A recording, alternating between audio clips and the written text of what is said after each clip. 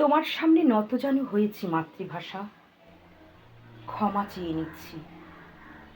তোমাকে আহত করেছি, বিদেশি ভাষাদের দাপটে পিষ্ট করেছি, দুমড়ে মুচড়ে বিধ্বস্ত করেছি তোমাকে। গোলাপ কাঁটার আঘাতে তোমার সারা অঙ্গে রক্ত, তোমার রক্ত আর তুমি।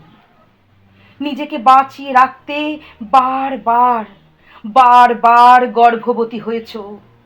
তোমার স্ফীত উদরে ঠেসে ঢুকিয়েছি আবর্জনা, বিজ্ঞাপনের মডেলে জ্বলতে জ্বলতে প্রচারিত হয়েছ। একটা ছাপোষা সরঞ্জামের মতোই তোমার অস্তিত্ব।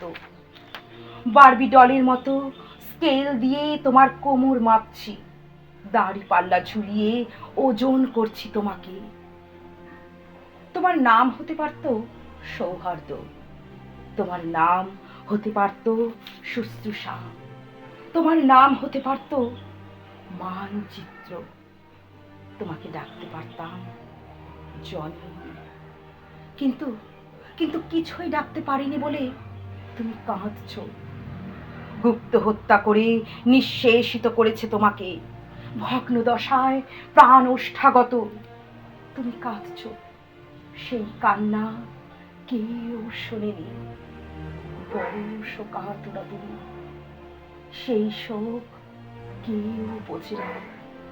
তুমি কাঁদছ মাতৃভাষা, দোয়েল পাখির মতো সেই চঞ্চলতা, বসন্তের কোকিলের কুহুতান, গেরস্থ কাকের গন্ধমাখা ডাক তোমার কণ্ঠে বাজে না আর।